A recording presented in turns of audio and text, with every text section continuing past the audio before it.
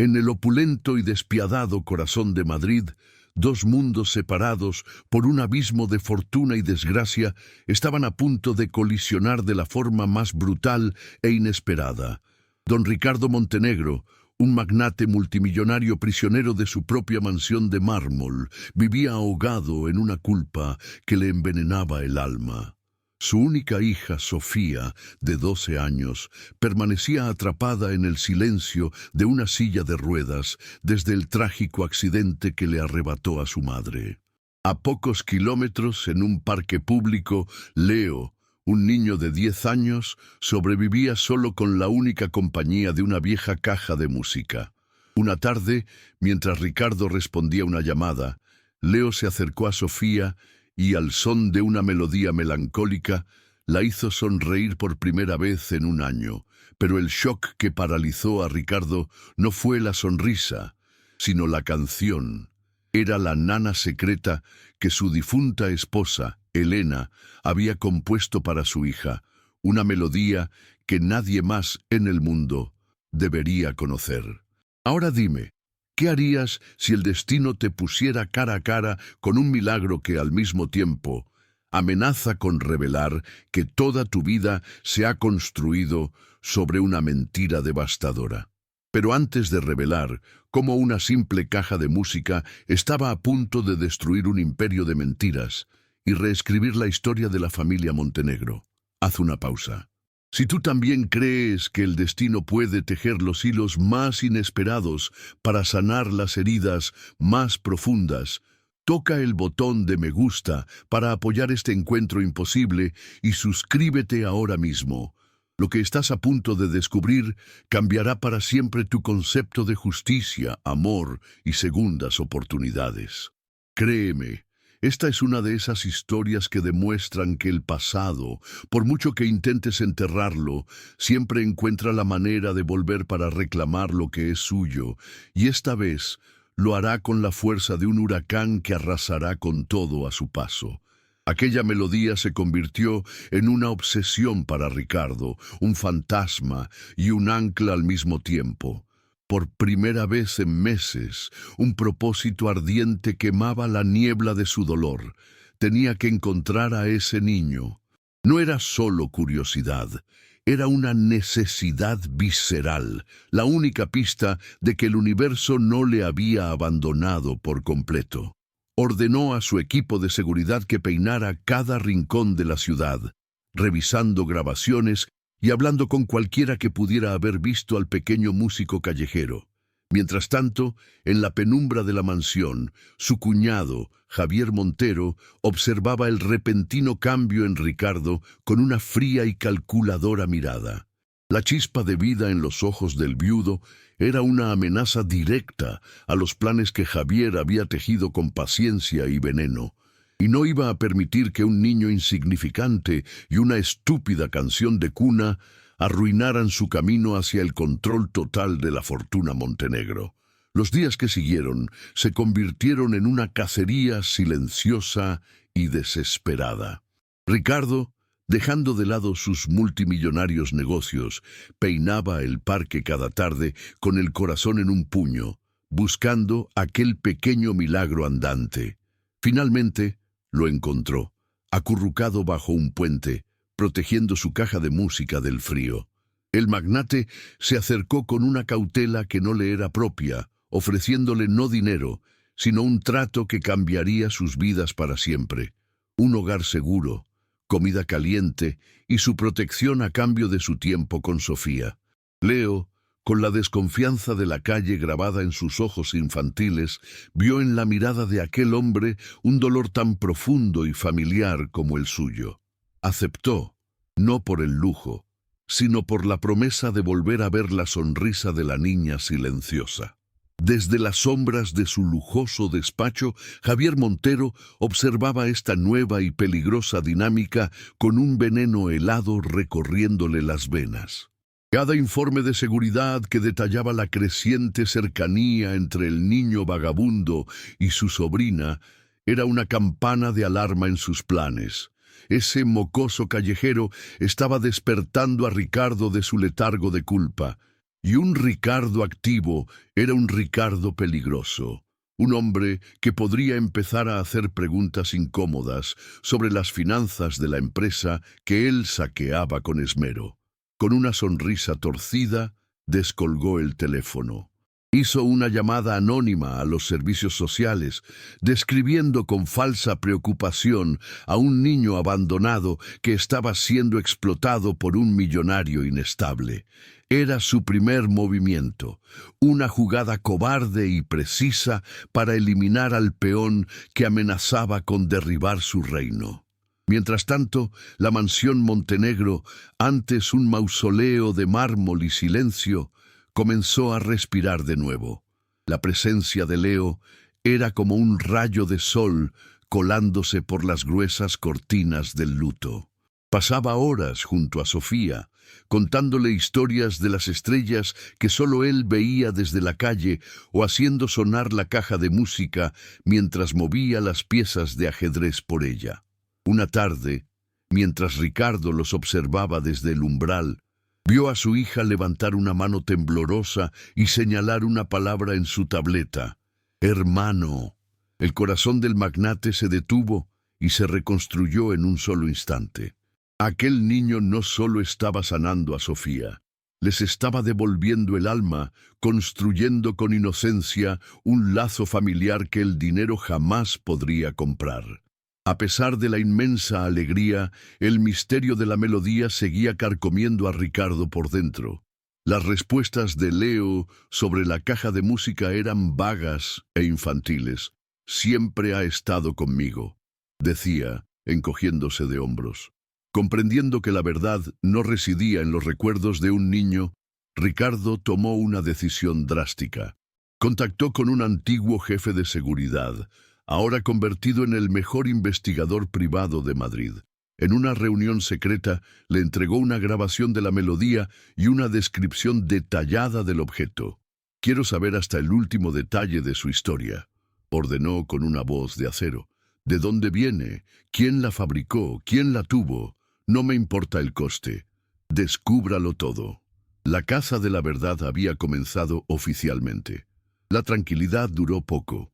Una mañana, 2 funcionarios de servicios sociales se presentaron en la mansión Montenegro, con carpetas bajo el brazo y una expresión de fría burocracia que heló el ambiente. La llamada anónima de Javier había surtido efecto. Afirmaban tener informes preocupantes sobre un menor en situación de desamparo viviendo en la residencia sin tutela legal. Ricardo sintió cómo la rabia y el pánico le subían por la garganta. Vio a Leo, que observaba desde la escalera, encogerse de miedo, sus ojos reflejando el terror de volver a la soledad de las calles o, peor aún, a un centro de acogida.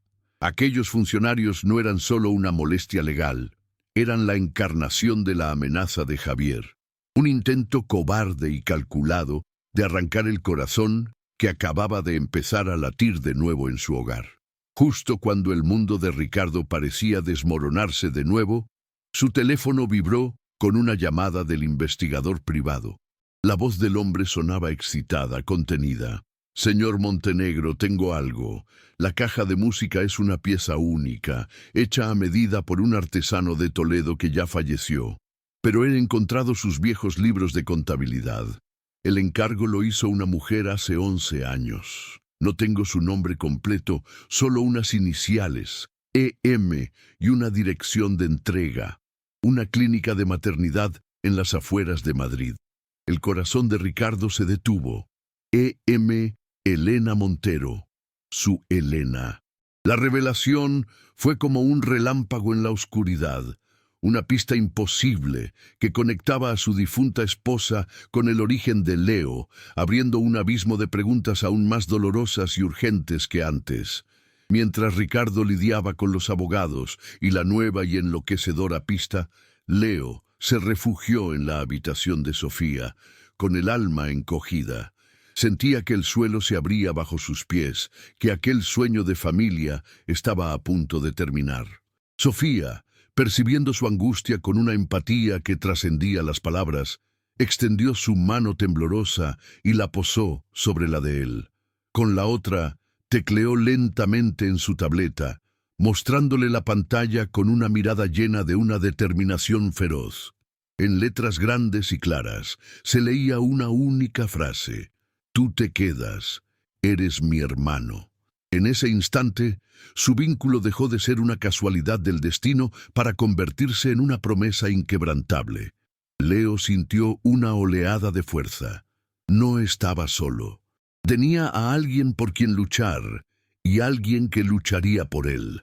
Impulsado por la confesión silenciosa de su hija y la revelación del investigador, Ricardo regresó al salón donde esperaban los funcionarios con una nueva y gélida determinación. Ya no había rastro de pánico en su voz. Con una calma que desarmaba, les informó que acababa de dar instrucciones a su equipo legal para iniciar de inmediato los trámites de adopción de Leo. «Este niño no es un huésped», declaró, mirando a cada uno a los ojos. «Es el hermano de mi hija y pronto será legalmente mi hijo. Usaré cada céntimo de mi fortuna y cada gramo de mi influencia para asegurarme de que nunca más tenga que sentir miedo. Ahora, si me disculpan, tengo una familia que proteger». Su declaración no era una petición, sino un juramento de guerra. Javier Montero había subestimado gravemente el poder del amor de un padre. La declaración de Ricardo en los servicios sociales no fue el final de la batalla, sino el principio de la guerra. Con los trámites de adopción en marcha, su enfoque se volvió implacable, casi febril. Volvió a contactar con el investigador privado, pero esta vez la orden era diferente, más peligrosa. «Olvida la caja de música», le dijo con una voz dura como el granito. «Quiero que investigues la clínica de maternidad. Quiero saber por qué mi esposa, Elena Montero, encargó esa pieza para ser entregada allí hace 11 años. Revisa cada registro, cada empleado, cada nacimiento de esa época. No me importa lo que cueste ni a quién tengamos que presionar. Necesito la verdad». Ricardo sentía que estaba a punto de profanar la memoria de su amada, pero también sabía que la única forma de proteger el futuro de su nueva familia era desenterrar, de una vez por todas, los fantasmas del pasado. En su opulenta oficina, Javier Montero sintió un sudor frío recorrerle la espalda al enterarse por sus contactos de la nueva dirección que tomaba la investigación de Ricardo: la clínica.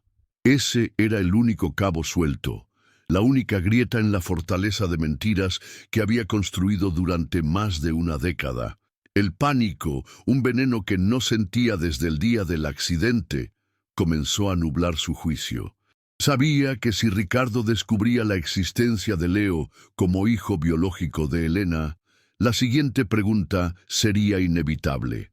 ¿Por qué alguien querría silenciarla justo cuando se preparaba para buscar a su primogénito? Desesperado, comenzó a hacer llamadas, intentando usar su influencia para bloquear el acceso a los archivos de la clínica, una maniobra torpe y ruidosa que, lejos de ocultar sus huellas, solo serviría para confirmar las sospechas del afilado investigador de Ricardo.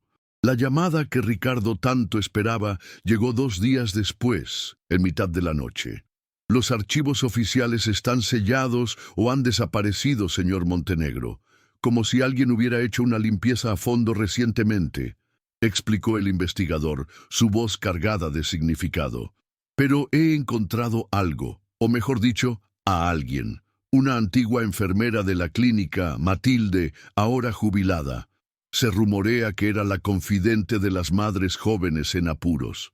Vive en un pueblo a las afueras de Toledo. Si alguien sabe lo que ocurrió con Elena Montero hace 11 años, es ella». El corazón de Ricardo martilleaba en su pecho. Era su última oportunidad, la pieza final. Tomó una decisión instantánea y arriesgada. Iría él mismo, y no iría solo.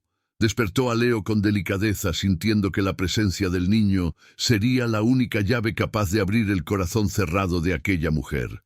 El viaje en coche hacia Toledo se desarrolló en un silencio denso y cargado de expectación. Por primera vez, Ricardo se permitió mirar a Leo no como un niño de la calle al que había rescatado, sino como una pregunta viviente. Estudió sus gestos, la forma de sus ojos, la curva de su sonrisa, buscando desesperadamente un rastro familiar de Elena. Leo, por su parte, sentía el peso del momento. Intuía que aquel viaje no era solo para asegurar su adopción, sino para descubrir quién era él en realidad. Cuando finalmente llegaron a una pequeña y humilde casa con un jardín lleno de rosales, el mundo pareció detenerse.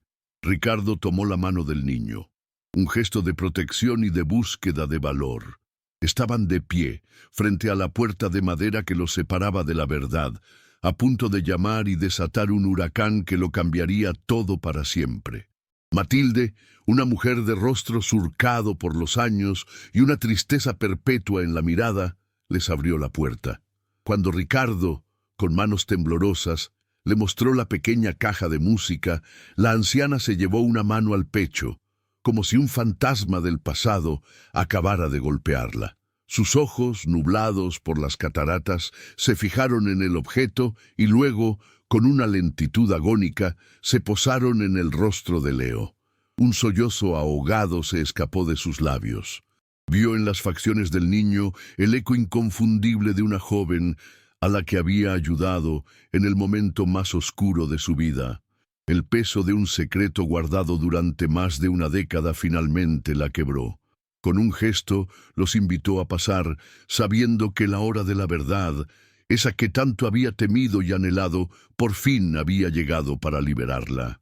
Sentados en su humilde salón, con una voz rota por décadas de silencio, Matilde lo confesó todo. Contó la historia de una joven y asustada Elena Montero, obligada por su familia a dar en adopción a su bebé recién nacido, mucho antes de que se convirtiera en la esposa de un magnate. La caja de música fue el único regalo, la única conexión que pudo dejarle a su hijo perdido. Y entonces, mirando directamente a Leo con los ojos llenos de lágrimas, pronunció las palabras que reescribieron el universo. Ese niño eres tú, Leo. Eres el hijo de Elena. El mundo de Ricardo se fracturó en 1000 pedazos y se reconstruyó en un instante. Miró a Leo y por primera vez no vio a un huérfano, sino los ojos de su esposa, el legado de su amor. La respuesta a un vacío que ni siquiera sabía que tenía. Pero la revelación más oscura aún estaba por llegar. Matilde explicó que Elena la había encontrado semanas antes del accidente, decidida a contarle toda la verdad a Ricardo y a buscar a su hijo para traerlo a casa. De un viejo baúl, la anciana sacó un sobre amarillento y se lo entregó a Ricardo. Era una carta, escrita por Elena en su lecho de muerte, que Matilde había recuperado del hospital. En esas líneas, Elena no solo confesaba su pasado, sino también su terror. Había descubierto que su hermano Javier sabía de la existencia de Leo y la había amenazado. Él no permitiría que un bastardo pusiera en riesgo su posición en la empresa. La verdad cayó como una guillotina. El accidente no fue un accidente. Fue un asesinato, planeado por Javier para silenciar a su hermana y eliminar para siempre la amenaza de otro heredero. El dolor en el pecho de Ricardo se transformó en una furia helada y cortante. La culpa que lo había atormentado durante años se evaporó, reemplazada por una sed de justicia tan pura y violenta como el amor que sentía por su familia. Sosteniendo la carta de Elena como si fuera un arma sagrada, se giró hacia Leo. Se arrodilló frente a él y con lágrimas de rabia y amor corriendo por su rostro, lo abrazó con una fuerza que lo decía todo. Ya no abrazaba a un niño rescatado de la calle, sino a su hijo, la herencia viva de Elena, el último regalo de la mujer que amaba. En ese abrazo se selló un juramento silencioso.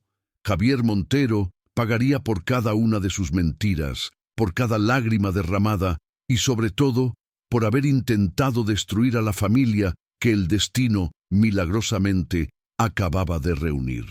El regreso de Ricardo a Madrid no fue el de un hombre roto, sino el de un rey que volvía para reclamar su trono y ejecutar su justicia. Con la carta de Elena en su bolsillo y la confesión de Matilde grabada, convocó una junta directiva de emergencia. Allí, frente a los rostros atónitos de los socios, expuso la traición de Javier Montero con una calma glacial.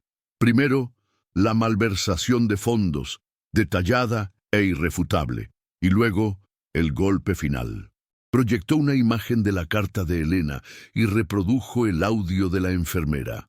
Javier, pálido como un fantasma, intentó negarlo todo, balbuceando excusas patéticas.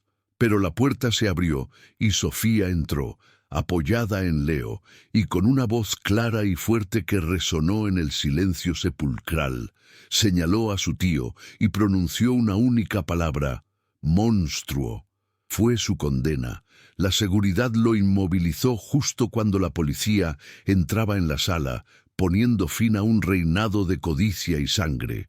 La caída de Javier Montero fue tan espectacular como su ambición. La prensa lo devoró y la justicia fue implacable. Condenado a cadena perpetua por asesinato y fraude, desapareció de sus vidas para siempre, convirtiéndose en un mal recuerdo encerrado en una celda de hormigón. En la mansión Montenegro, las pesadas cortinas del luto fueron descorridas para siempre, dejando que la luz inundara cada rincón. Ricardo inició de inmediato los trámites de adopción, y en una emotiva ceremonia privada, Leo se convirtió oficialmente en Leo Montenegro, el hijo que el destino le había devuelto. La casa, antes un mausoleo silencioso, se llenó de risas. Sofía, con la motivación inquebrantable que le daba su hermano, se entregó a la rehabilitación con una ferocidad que asombró a los médicos, dando sus primeros pasos con la ayuda de Leo, quien nunca la soltaba de la mano. 5 años después, el jardín de la mansión era un paraíso de rosas en plena floración, las favoritas de Elena. Ricardo, con el cabello plateado en las sienes, pero una serenidad que no había conocido en décadas, observaba la escena desde la terraza. Leo, ahora un joven de 15 años, alto y seguro de sí mismo, le lanzaba una pelota a Sofía, que a sus 17 años corría por el césped con una leve cojera, el único vestigio físico de su pasado.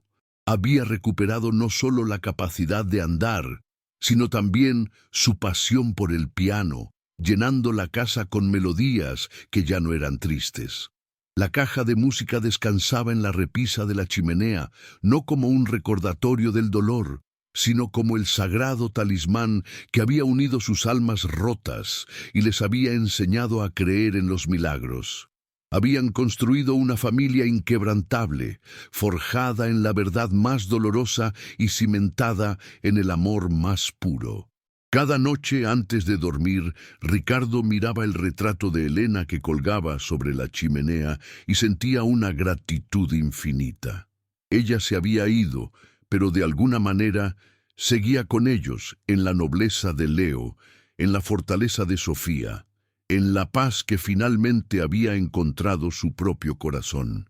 Ya no eran 3 almas solitarias sobreviviendo a una tragedia, sino un hogar, un faro de esperanza que demostraba que incluso después de la noche más oscura, el sol siempre vuelve a salir, más brillante y cálido que nunca.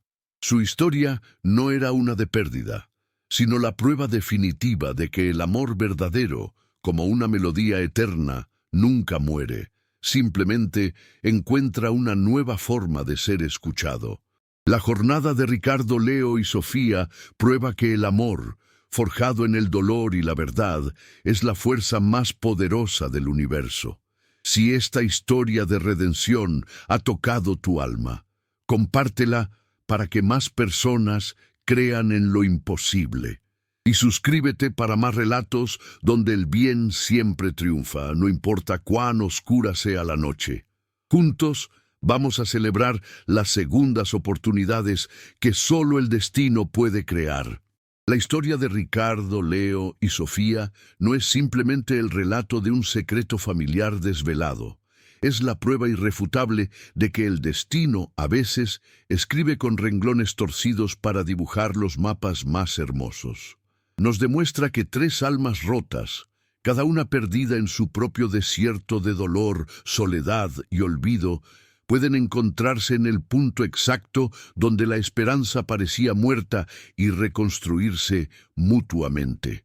La melodía de una simple caja de música no solo rompió años de silencio y culpa, sino que se convirtió en el himno de una nueva familia, una que no nació de la conveniencia o la tradición, sino del milagro de reconocerse en la mirada del otro.